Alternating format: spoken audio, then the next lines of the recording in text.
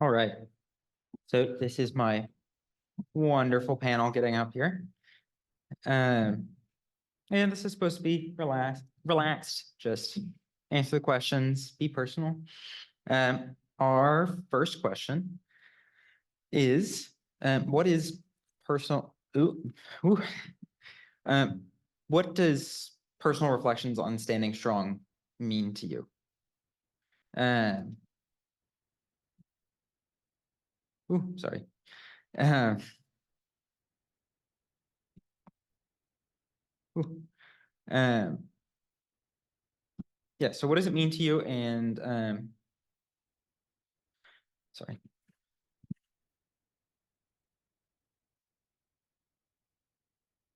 So yeah, just what does that mean to you and what perspectives do you think you bring? Okay, I'll go first. So, my personal reflections of what standing strong means is being unwavering, stubborn to a point, um, truly advocating, standing in your truth, and refusing to bow down to things that suppress other people. I would say for me, standing strong is something I struggle to relate to, but it's something that I try to remember every day. I think one of my favorite book quotes is one that it says, "Your voice is your identity." And I think that's true in my heart, is that in order to express yourself and be strong in your identity and who you are, you have to use your voice. You have to be able to speak out and stand strong in front of oppressors. So standing strong means for me just being able to basically stay true to yourself. So if you say you're going to do something, you speak it into existence. It's basically you sticking to your word and just keep it consistent and being concise with what you say and just all of the energy around you. For me, I did not come out to myself until I was about 30 years old. And so for me, it's being honest. So being able to tell the truth about who I am, but also as an elder man now, finding my way into community and connecting with other people, but also having to sometimes step back from that.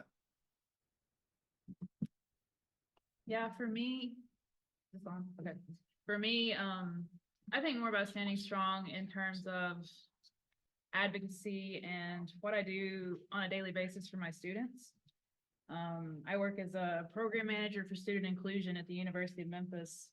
And as you can imagine, you know, there's a lot of conversation around a lot of things. And so, yeah, I mean, I think about standing strong for myself personally within my community, but I also think about it as standing strong in the advocacy for my students and getting them what they need and making sure that they're successful and that they're thriving. So that's what I think about when I think about standing strong. Yeah. For me personally, standing strong, it changes every day. There are good days and there are bad days. Sometimes standing strong is making a push, fighting against norms, fighting against the entire world. And sometimes it's just holding your ground. But yeah, absolutely. Those are all great perspectives. To follow up on that, I'm interested in what perspectives you bring and kind of who you are. Just introduce yourself. What do you do if you're in college? What's your major? If you're professional, what do you do? For me personally, I am a student here at MTSU. I'm a sophomore. I'm in tourism hospitality management. I'm the president of the MT Lambda Association. My name is Beverly Mangan. That's an important one. You want to just put on the line? Sure. Okay. I'm Kelsey Liddell. I use she, her pronouns. Oh, it's not on. I didn't think it was.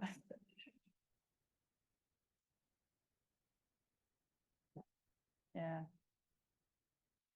We're having a slight intermission. Play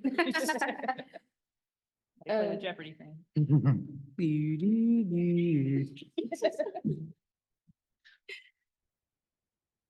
Should we come back? Yeah, y'all keep going. Let's come back to me. That's the button.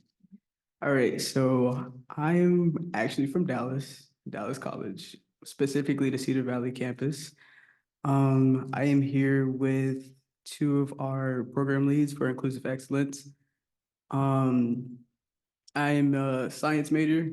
I have not decided yet what I'm gonna do. My name is Dee. Um, what else was it? That's it. My name is Key West, like the location in Florida. My major is law. I do not want to choose one specific. I want to be a generalist. I'm actually running to be president of our SGA for the Richmond campus. I'm here with my other fellow students for Dallas College, and that's just a little bit about me. My name is Jace Crosby. I am also from Dallas College, the Eastfield campus. And right now I'm finishing up my associate's degree, and the plan is to go into sociology, specifically gender and sexuality study. And my plan is to one day eventually become like our program leads and work in the programs as well. I'm Steve Wolf. I'm retired. I was a graduate of MTSU 78, and I was a certified public accountant for 14 tax seasons and a Catholic priest for 22 Lents and Holy Weeks. I'm not a priest anymore. I'm officially a dispensed cleric because I'm married to my husband, Billy, who was also a dispensed cleric. He was a priest in another diocese. So it's been in Nashville all my life except for seminary. I'm very active in retirement with PFLAG Nashville, which is a support group. It's a 51-year-old support group. And then for families of LGBTQ folks. And then I sing baritone with Nashville in Harmony, the LGBT chorus in Nashville. Down on the hill, at least once a week with the Tennessee Equality Project, the Tennessee legislature, and a Catholic group called Always God's Children. And so I'm not bored. All right, I think my microphone works now. So my name's Chelsea Liddell. I use she, her pronouns. I am actually here from the University of Memphis with one of my students, Tyrus, who's sitting over there. And I am the program manager for student inclusion programs through our Multicultural Affairs Office. And I advise 4 student organizations, Stonewall Tigers, our GSA being one of them, but also have our Hispanic Student Association, our Muslim Student Association, and our Vietnamese Student Association. So fully immersed in a lot of different cultures on a daily basis. So it's definitely been a learning experience the last 4 years of my job, and I really enjoy it. But I'm also a PhD student at the University of Memphis for educational psychology and research. And a lot of my research, I try to focus on, queer community and queer identity, specifically with young adults. And this summer I'm working a camp called Camp Indigo Point. I worked it last summer as well, but it's for all queer kids age like 8 to 17, wide range of age there. And then we have all these counselors and all the staff that come in. It's an all queer space. And so that's what I'm hoping to do this summer. She was talking earlier about storytelling. That's what I'm really hoping to do, is collect stories this summer from some of these young adults, and really be able to tell those stories about our queer youth and things like that. So yeah, that's some of the perspectives I bring, some of the things I'm interested in. I'm never, like you said, I'm never bored either. My goodness, I wish I had some free time. All right, yeah, we all seem to have some pretty unique stances on what it means to stand strong. And as queer people, we're all working up this hill of understanding, personal understanding. And once we get up it, we're helping other people get up. So in reflecting on standing strong, how do you know what steps to take to stand strong, and who sets that agenda? One of my, on the introvert extrovert scale, I'm somewhere over here. So, and yet I felt a need when I came out when I came out as a Catholic priest. It didn't go well, just say it that way. And so when I retired, sort of kind of in the middle of the trauma from that, I felt a need to be around other people who are LGBTQ, and I had not really ever been before. Except for people in my family, I was not really active. So I sought out these places. P-Flag was a place where I was able to tell my story about trying to stay faithful in a vocation in a church that was saying ugly things about me. But my husband also is after me for overextending. So I feel a call to do these things, and because because I feel like I'm older now, but also he's the one who keeps telling me every time I say yes to something, what are you going to say no to? What are you going to back off from? So that's a kind of a constant challenge that goes on in it. But also I know that because I didn't come out until my 30s, I was not being honest to myself. And so whenever I don't speak out, I feel myself die a little bit. I feel like myself get a little sick. And so I'm always kind of struggling against that. That's what keeps pulling me back into it. Okay, so for me, I think the steps are, as he was saying, like living in your truth, like being completely honest about who you are. And then creating a safe place for people to openly express themselves. That is a major step. And then advocacy, showing up, making sure that not only are you speaking for people on your behalf, but supporting them as well. And then voting, legislative work, like literally getting there, talking to your city council, your state board, your school, and on every aspect, because yes, we can get out in the street and make the people aware, but if we're not going to our legislators and showing them this is where we stand, we're not gonna get anywhere. I agree that first you have to take the steps to accept yourself, and you have to have that journey with yourself in order to be able to know who you are before you can try to impact the world. You have to impact yourself first. And I believe that the people you can look for is our older generation. I mean, I look up to a lot of my program leads, and a lot of people I know who are slightly older than me and have lived through the same experiences, but they can give you the advice you need in order to walk that path and be able to get through it as safely as possible. Because sometimes that doesn't always happen. So sometimes you do need that support, and you do need the people there to help you along and to help you get back up if you do fall.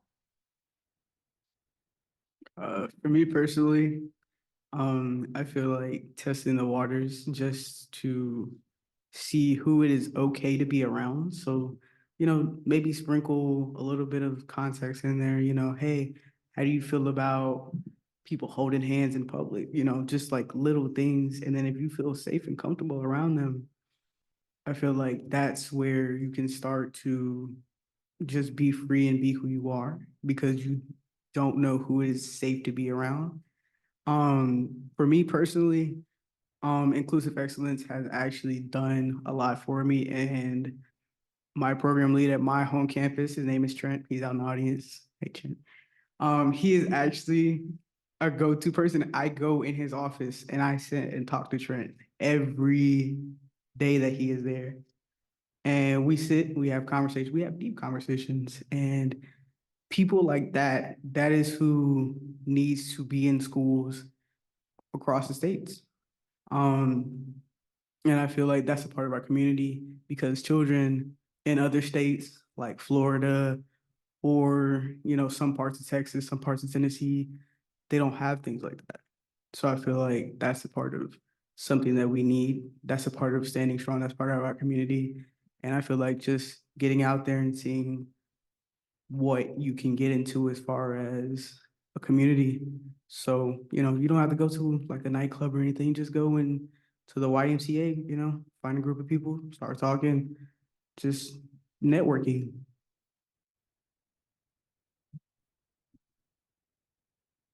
Yeah, I think about, the part of the question where you said who sets the agenda. And that really, sometimes you don't have any control over the agenda, and you don't have any control over when you're asked to stand up and when you're asked to, step forward and be the advocate or be the person that, uses your voice. I'm very introverted by nature, very, very, very, very introverted. But I found myself as a member of our community in Memphis and as a member of the University of Memphis campus, time and time again, being called upon to be the one who says the things, about the issue, or, we're trying to figure out how to have inclusive restrooms in this building. What are your thoughts? Like that kind of thing. And so, that's one thing that, I've had to adjust to and get used to, is that I'm not always the one volunteering myself. A lot of times I get voluntold. And so you have to be prepared in those instances. You have the knowledge, you have the skill set, you have the know-how. But you have to be able to step outside your comfort zone sometimes to be that advocate and to be that person that stands strong for others, because, our students should have the biggest voice on our campus, but they don't always feel safe in using their voice. And so, worst thing I can do is lose my job, I guess. But, that's what I'm there for, is to help them when they can't stand strong themselves, or they feel scared to stand up in their identity. And, so I always think too about how I wish that there had been, the people like you're talking about. I wish that I'd had people like that on my campus whenever I was in college. And so, I try to take those steps to be the person with the open door policy, and, anything you need, here I am. If you need me to fight a battle, I will stand right beside you. So, knowing when to step in and get engaged sometimes is a hard thing to know, because, like, am I overstepping bounds? But when you're looking around and no one else is moving, it's like, okay, well, that's going to be me right now, I guess. So yeah, that's a bit of a rambling bit of thoughts, but anyway, those are my thoughts. Yeah, absolutely. Just to kind of touch on a few things, absolute advocacy, safety, super important. And it's hard to know what steps to take. In my personal experience, who sets the agenda is the people in charge, the people with power. And we can hope that they do the right thing, or we can make our best power play that we can to try and rise up from where we are. And that's absolutely what I tried to do here when I got to MTSU. And the steps that I took, it was just a slow climb up the ladder. But now I feel like I can actually make a difference. I was on our freshman council when I was a freshman. I worked my way up. I ended up being our chair of internal affairs. I made changes there.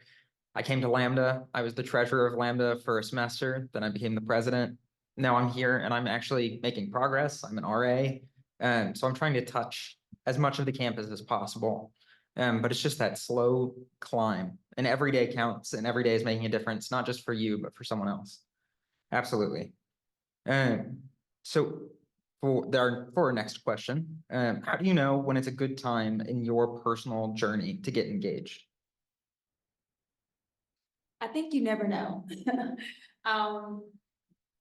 But if I'm just going off of personal experience, it's whenever I get that unsettled, like, energy in me when I see something happening. I'm not the person to sit and just watch somebody be bullied.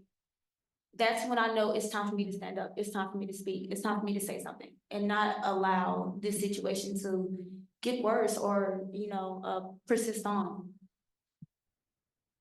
See, I'm the kind of the opposite of T. I am terrible at speaking up and standing out for myself, which I am trying very hard to work on, but it does take a lot of steps, and it does take a lot of confidence that sometimes you just don't have. And it can be very hard to try to know when it's time, when it's your time and your personal experience, when you're comfortable enough and you're okay enough to be able to be like, okay, I have my problems, but I can step over those problems. And you never know. Sometimes it can be when you're young and you're still a teenager, or you're barely 20. And then sometimes you don't know until you're well into your 30s or 40s, or you're more grown and have more personal experiences. I think it just depends on your personal life and your personal troubles. one of my regular homilies used to be, later on in life, when I look back to this year, so when I look back to 2024, what will I wish I had paid more attention to?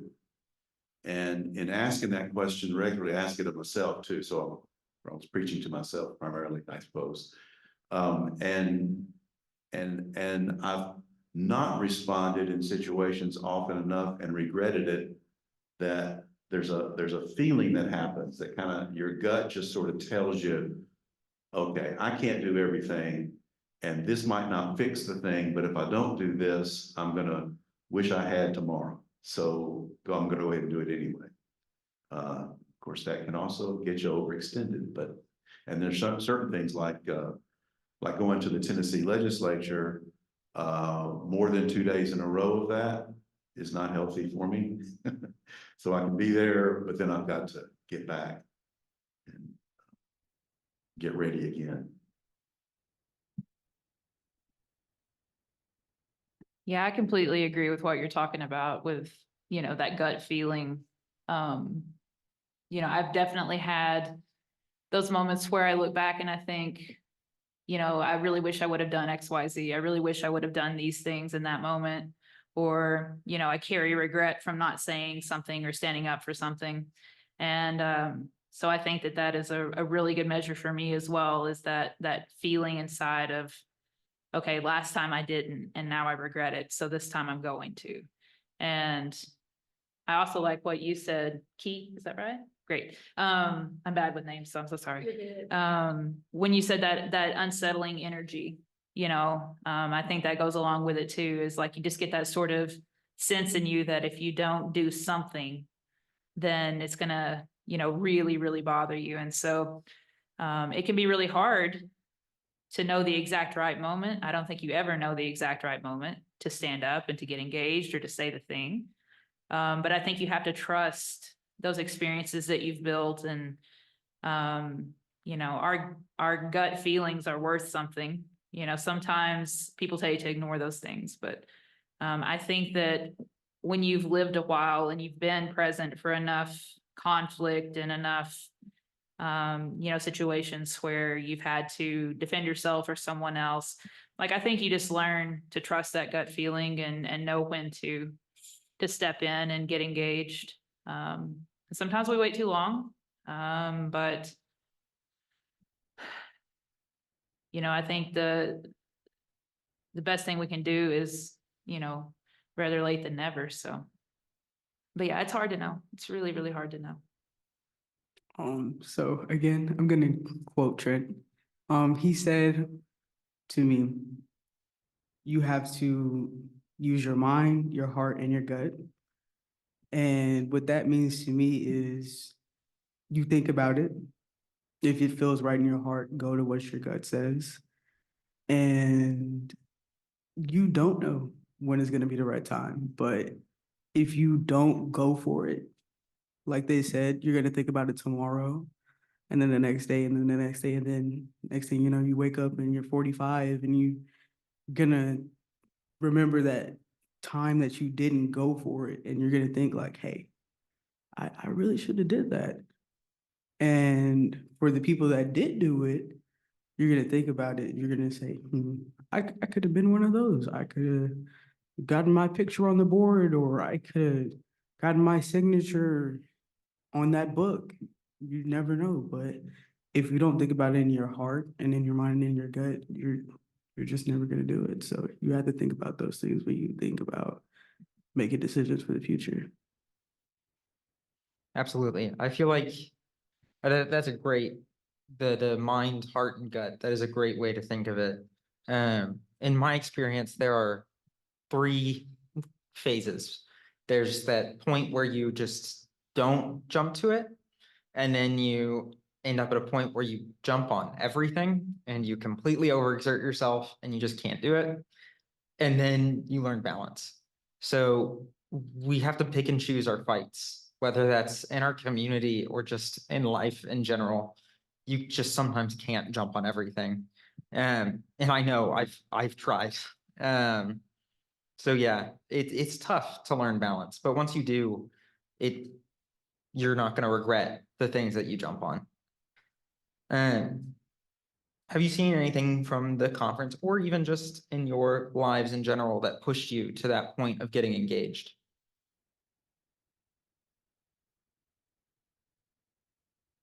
I think for me, it was very hard until I started college. A little bit of personal things is that I kind of really didn't come out to I came out to myself when I was in middle school, but I kind of like tried to push that down and hide that part of myself until I got to like upper high school. And that's when I started realizing more like, hey, it's okay to be this way. And I'm sorry, I lost my train of thought. What was the question again? Just experiences in the conference or just otherwise in life that have pushed you to get engaged. Right, sorry, too early in the morning yet, my coffee hasn't hit, yet. So when I got to, college, I met, unfortunately, she's not here, but I met my personal mentor, Cheyenne. She's an amazing person, and I feel like if it wasn't for her, I probably would not still be in college. I would not be graduating with my associates. I would not be going on to this program if I hadn't met her.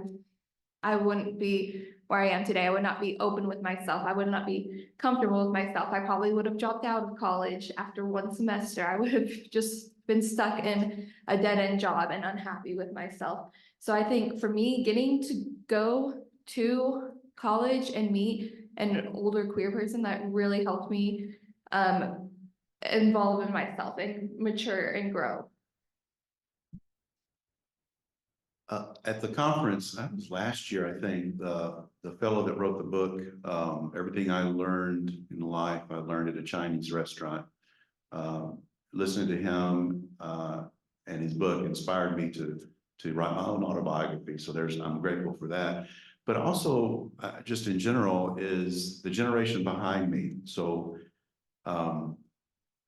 most good enough, well, being in the closet was sort of normal for my age. But the generation right behind me basically is, and I think of especially one of my cousins who basically put out the message, I'm not going to be in the closet. I'm not going to live there. I'm not going to go back there. And you're just going to have to get over it. Now, in doing that, he suffered tremendously, just had and a lot of suffering. And he's come through that and is really one of my heroes in life.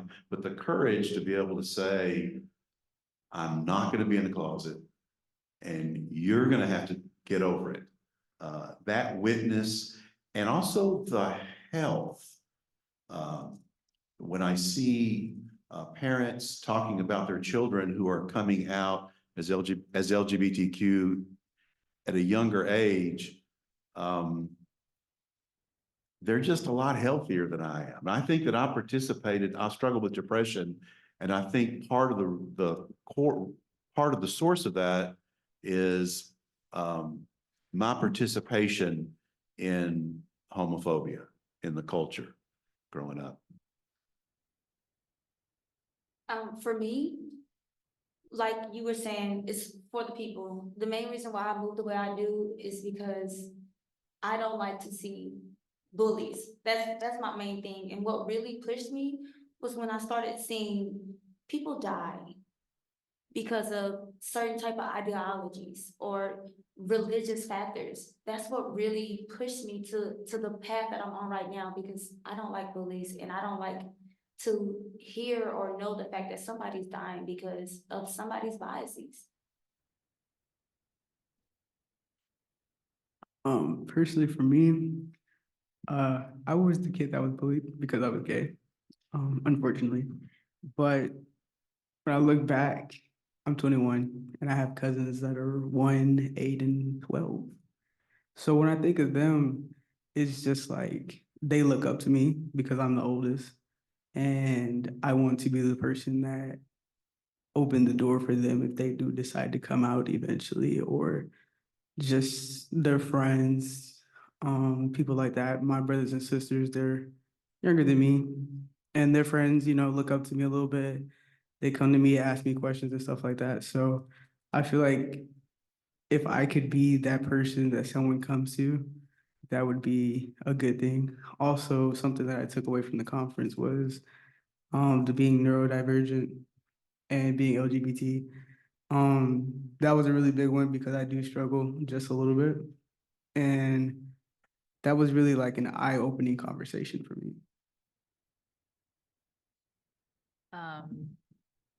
Yeah, as far as the conference goes, I mean, there's just so much to take away about getting engaged. I really did enjoy the sessions around the neurodivergence because so many of the kids I work with at the camp, you know, experience that and have come to a space where, you know, finally there are a lot more folks who they can relate to and things like that. So anyway, it was a really great educational experience for me to hear that talk.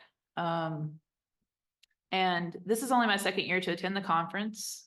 And both years, I feel like I've walked away with things that have really made me want to, even if it's just going and reading more. Like I took notes yesterday about so many things, like articles I need to look up and books I need to find. And last year I bought the book of every person that spoke here. And so for me, I think it's a lot of it is because I try to find ways to get engaged and things of that nature that don't necessarily involve me being in huge crowds of people all the time.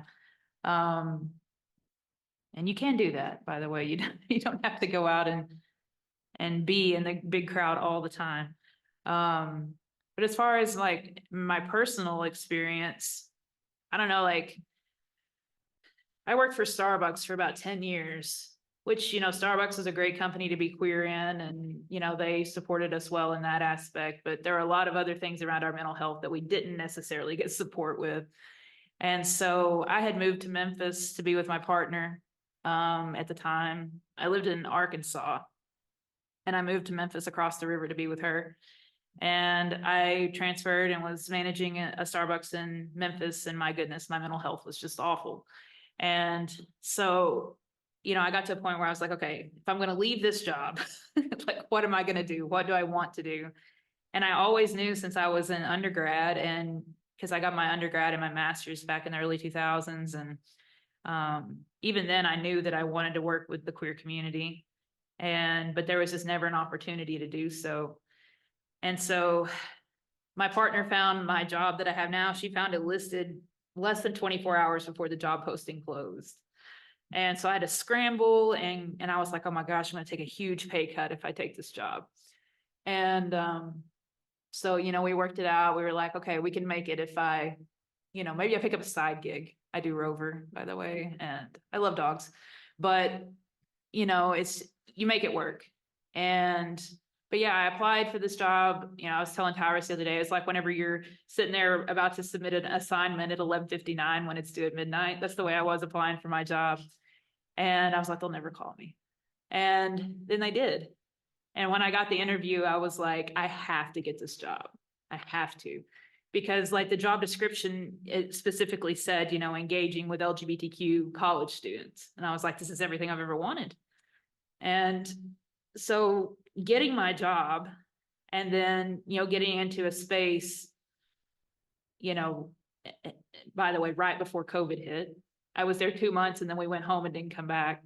But being put into that space and seeing all the work that needed to be done on our campus and all the support that our students were lacking. And the fact that we didn't have anybody doing like diversity and inclusion training of any sort, or, we had the counseling center trying to do safe zone training, but they really needed to expand it. Anyway, that was a huge push for me to get engaged, not just with my students and supporting them, but also like, okay, how do I get resources for them? And I need to make connections in the bigger, Memphis community. And so I feel like over the last 4 years in my position, I've gotten a lot more engaged than my introverted self would have ever dreamed of. And so anyway, and I love coming to this conference because I get a bigger picture of, what's going on, not just in Memphis, but also the greater Tennessee area.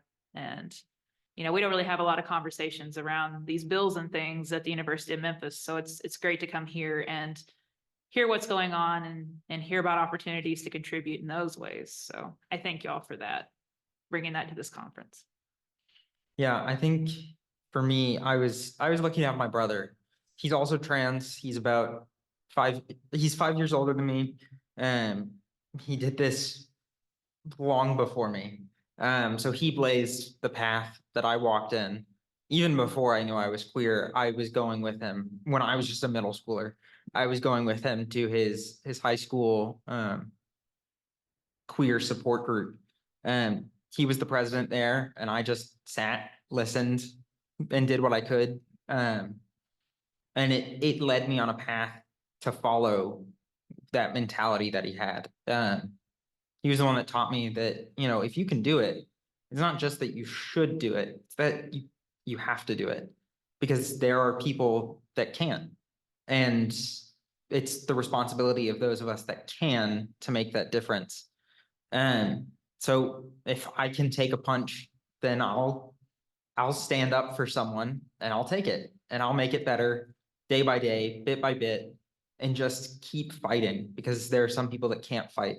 And when it exhausts me and I can't fight, then I have to hope that there will be someone else that's also willing to stand up. So you have to bolster the people around you. You have to be that leader that rallies people. And I think that's really important. And that is one of the biggest things that I learned to help get me engaged. And then I've just been tying myself closer with this community. In the past 2 years, this is my second conference that I've come to. Yeah, just learning more and getting even closer to do as much as I can. And then we have about 23 minutes left. So I'm just gonna do this a little more open-ended, and feel free to be a little more long-winded with your answers. Just any experiences, ideas, or advice to share. Again, we have about 23 minutes. My advice to share, I'm gonna go back to it. So I have a podcast called the ER, and we focus on voting on every aspect. And if I could really just get up on stage and talk about something, it's gonna be talk about voting. Because we have a lot of elected officials that have old mindsets that are not trying to move with the progression that we need to better our communities. So if I'm going to press the issue, it's going to be voting, getting out there, talking to your community, like you said, testing the waters, talking to people every day, creating that conversation around it, making sure that they know when elections are happening, who's running, where they stand, and the things that they have supported versus the things that they're not trying to hear. That's one thing that is very important to me, the aspect of voting, knowing who your legislators are, and also who's in your city council, who represents you. Because we have a lot of people that are just anti-Black, LGBTQ, anti anything that represents what our society looks like. And that is a major problem. When I think of my personal story, I think about the fact that for growing up, I grew up in a white Christian household with conservative sides of the family. And for me, my experience has been, some people do grow up the same way, and some people grow up in a more supporting and open environment. And I think I'm still pretty young compared to most people. I'm only 19, not even 20 yet. So I'm still going through my experience, and I am definitely a very much more introverted person compared to other people. So for me, and what I'm finding is best is to learn and talk. Like I am on TikTok constantly, just watching videos of people, and they are very good. I like the format of TikTok because it's short videos that explains what's going on. And I think now I'm starting to get more into wanting to read books and read articles. So if you're still starting your journey and you're having trouble, I think it's definitely a good idea to look. And you're an introvert like I am, like this is terrifying for me. I am terrified right now, sitting up here in front of all these people. So if you're more introverted like I am, it's not always easy to go out and go to protests and talk to people and do all these things. Like this is like the first big conference I've been to. I've been to Student Summits, but even then I was like hiding in the corner and not really talking to anybody. I was just they're listening. And I think that's an important advice too, is to just, sometimes you just need to listen to other people and listen to their experiences, and you can learn a lot from other people's experiences. I know I keep saying that, but I think for me, that's what's really helped me come into myself, is learning from other people first and having other people's advice to guide me, although it still has not always been easy, because sometimes I do have to hide parts of myself when I go around my conservative side of the family, when I go around those religious people, and it's very hard because sometimes you just feel like you're just pushed back in and you feel like you can't get out, which can be very rough when you're just starting to accept yourself. So I think that's very important too, is to just keep pushing back and pushing forward, no matter what people say to you. All right, just to jump in, I think we have a question out in the audience. Can you hear me? Thank you so much for all of these reflections. I really appreciate it. When we talk about, the power of our stories, I think this is part of it. Key, I have a question. You talked about being active in politics and really talking about the power of voting. I have a question. I am not as young as I look. And so, that was me being 56 years old, I'm being silly. But for folks who are a little younger, than me, so I have a 26-year-old, I'll just put it out there, right? And we have had conversations about being to the point where they don't think that their vote counts.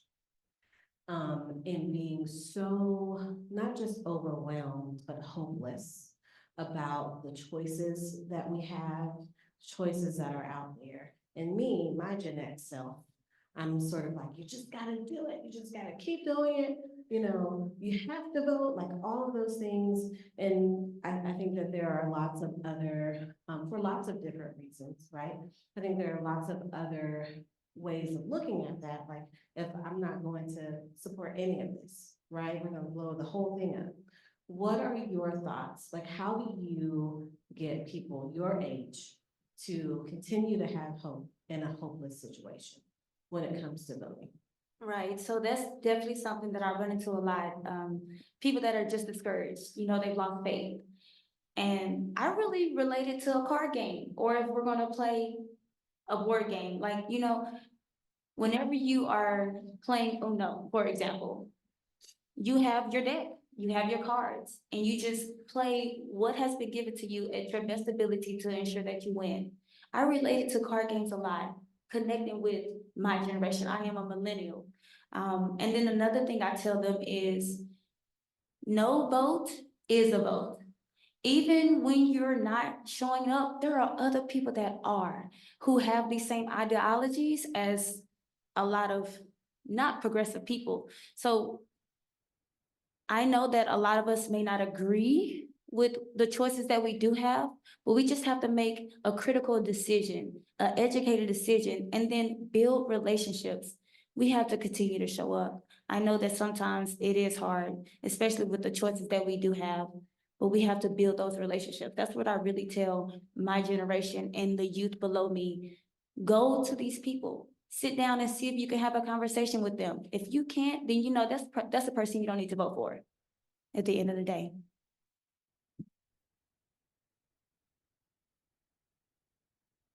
We're ready for more audience questions.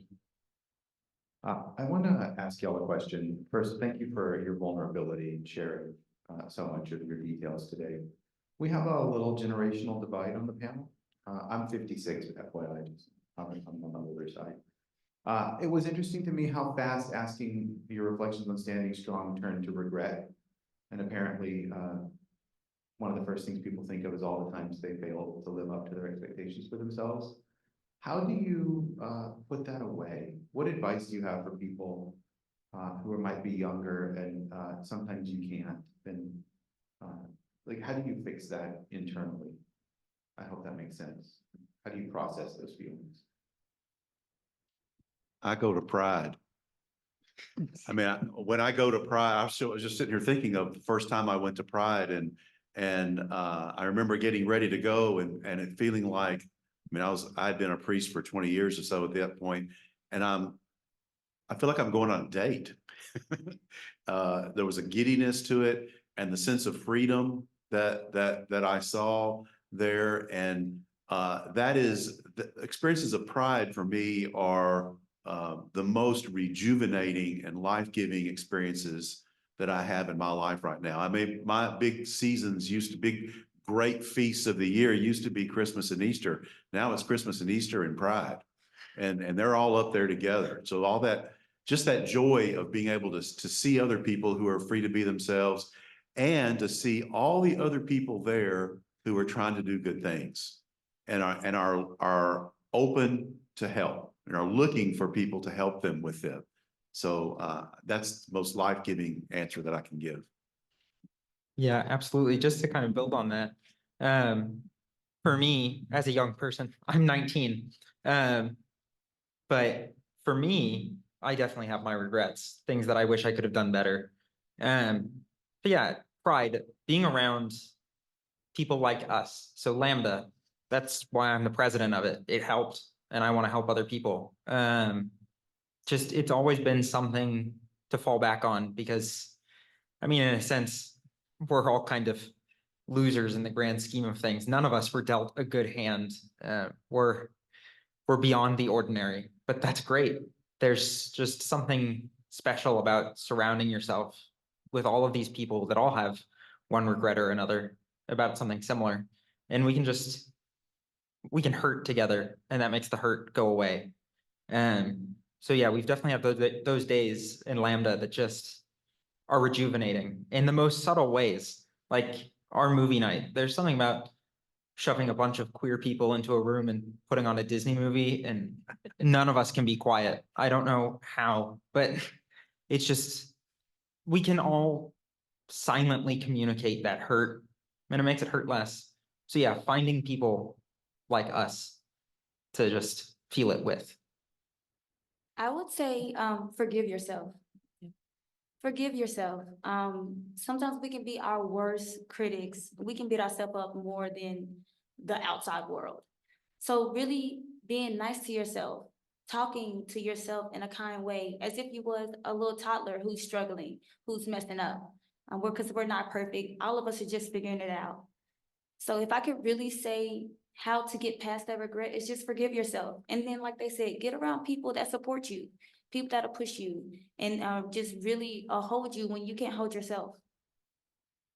My answer might be a little bit shorter than that, but for me, I still feel like that sense of like, I'm not doing enough. I'm like, I know I'm still young, but I'm like, oh, there's people my age or around my age who are doing all this activism work. They're speaking out, they're using the voices, and what am I doing? I'm not doing anything. But then I have to remember, no, you're only 19. You got years ahead of you. You have time to grow as a person. You have time to learn about yourself first before you go out there. And that's why I think like I said, wanting to get into the programs eventually one day, I want to be able to be that person. I want to be able to be that person that can guide younger people and help them find themselves. So I might not speak out as much, but I feel like for me, one-on-one connection is very personal and it's very helpful. Like people don't even realize. And like I said, being able to sit in a room with just other people, have similar experiences like this trip. I feel like it has really changed me being able to be with these people. I know I made a joke about this with our group, but we really did we went from, hi, how are you? Nice to meet you. I've never met you before in my life. Hi, new person, to dinner talking about our coming out and our trauma. And it was great. Well, not great, but it was very definitely an experience. So I think just sometimes being able to have those personal connections can help you experience. And I think I'm going to come away from this trip definitely as a changed person. So for me, I can kind of go with what the moderator said. Disney movies are awesome. But for me, on my days off, when I think about, stuff that happened in the past and the regrets and stuff,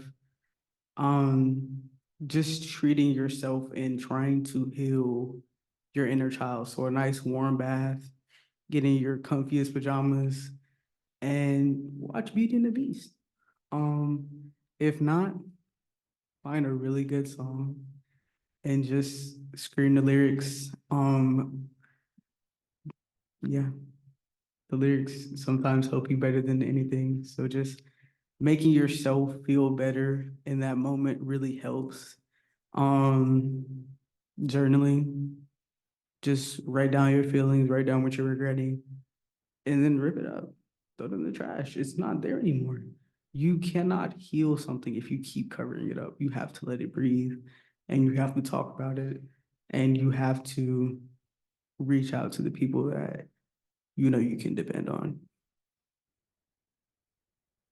Yeah, kind of building off of what everyone has said. I think you have to learn to give yourself grace and also be in the moment instead of in the past, because you've learned, or at least I hope, most of us would learn from things that we regret. And so, how am I bringing that into the present and moving forward instead of living way back there?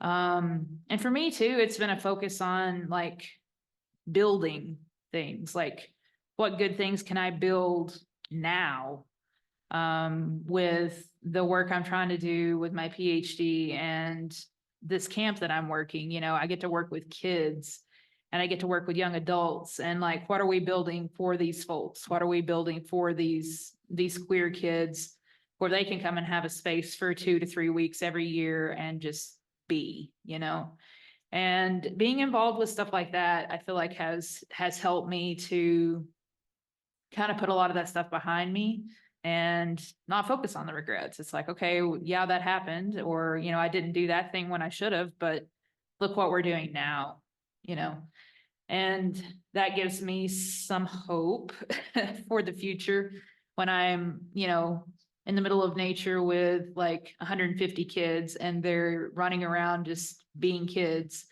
and not having to be subject to all these things that society says they need to be. It's just a beautiful thing. And so I can, focus on, like I said, the things that we're building now versus, any failures from the past. And I feel like that's helped me to process and to heal and to, really shift focus around, what I'm doing in my life, I guess, and how I'm contributing. Thank you all. I want to take another question, but as I walk across the room, I want to say that my karaoke machine was the best gift to my self-care I ever gave myself. I'm sure my neighbors wish I hadn't gotten one, but that's their problem. Coloring books are awesome. Yes, coloring books. Does anybody have a question? You got one in the back? Hello, everyone. It's been really nice hearing all you'll speak. When we think about working within advocacy and being confronted with issues in social justice and trying to speak up for those things, I think we always have to remind ourselves, kind of like what you were saying, that you have to kind of take a step back and do the self-care part. And I just want to kind of hear like what y'all think. What does self-care mean to you? What kind of things do you engage in to make sure that you're not just constantly being blasted by the news? I mean, I've had days where I've had weeks and months where I've just been so engaged with it. I'm running around cursing congressmen's names just under my breath, just because I'm always thinking about it. But then I take a step back and I do the things I like. I keep my hygiene. I do my skateboarding. I go game nights with friends. I do karaoke. I do all those things just to make sure that I'm staying grounded. I just want to kind of hear what y'all's thoughts on that was. I pray. I pray, the liturgy of the hours in the Catholic tradition is praying the Psalms over and over and over again. So just spending that time, but also to remember who it is that I'm able to be intimate with. And intimacy for me now is the grace of being with somebody who knows you so well that you're simply able to be yourself. You can be who you are with these people. These are the people that you've known for the most part your whole life.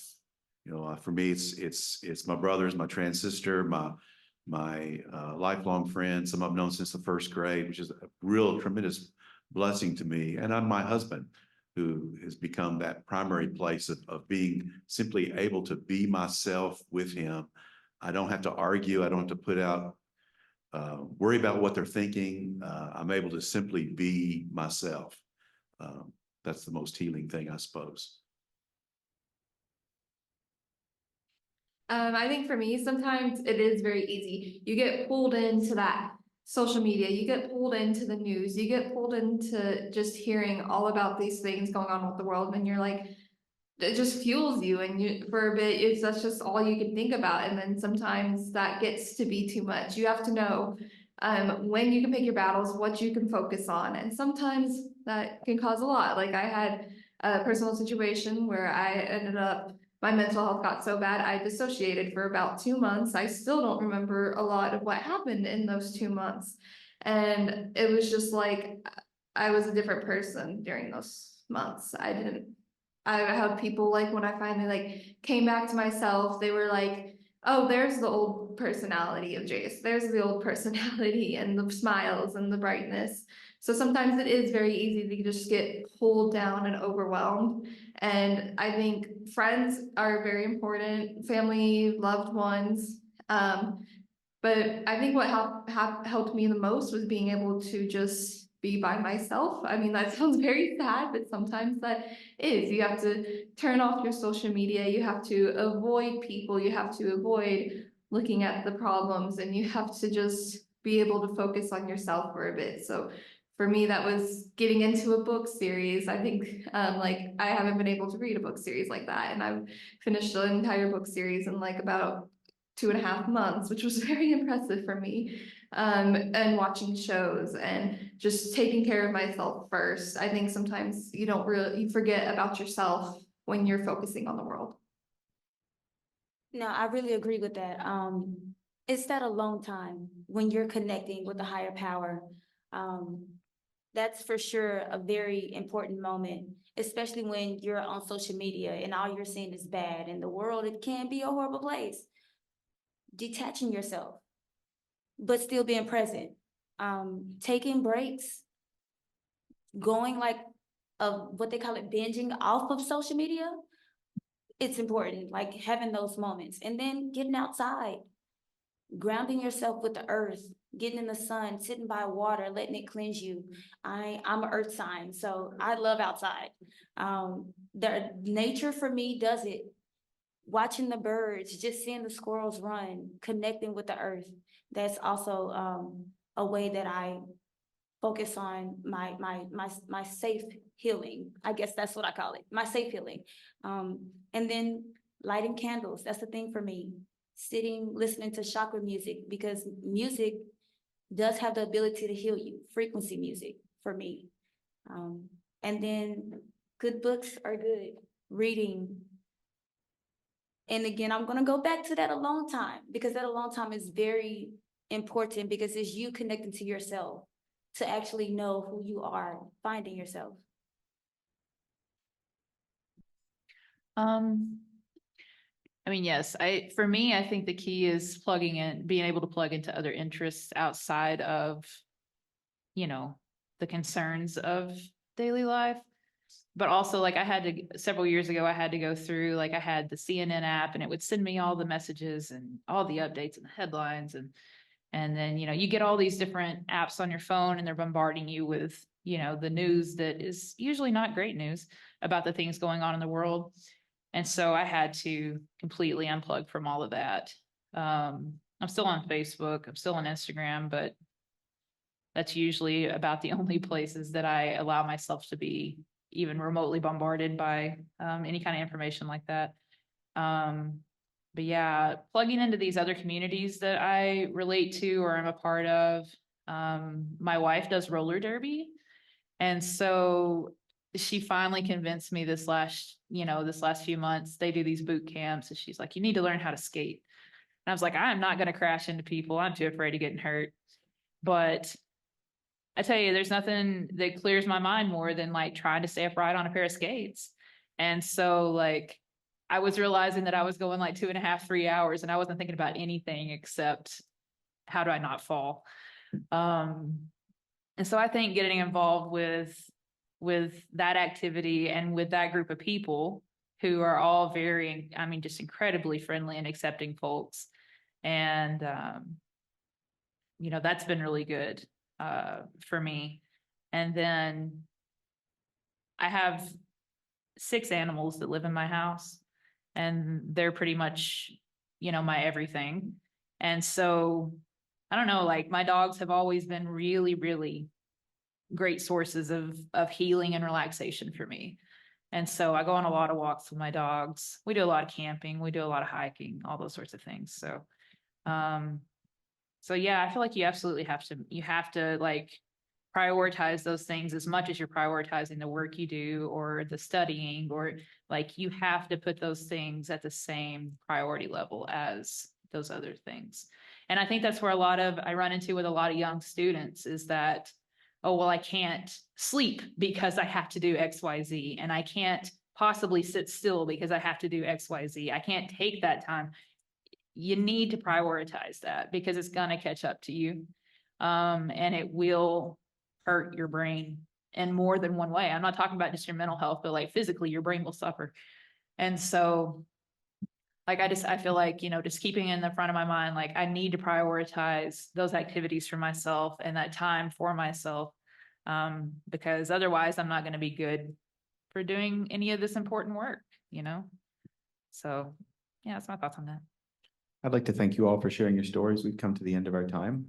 And thank you for elevating our conference. One of you mentioned that someday you might be asked to sign the book, and that day is today. Please sign my book next to the panel that you participated in.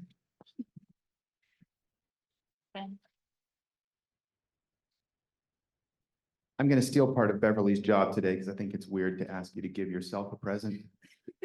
On behalf of the conference partners, supporters, MTSU Lambda Association, the College of Behavioral and Health Sciences, and the Conference Advisory Board, thank you for your support of our efforts to present this worthwhile event. We want to especially thank you for your commitment to standing strong, and we ask that you accept this small token of our appreciation. Please take water. Thank you. Thank you.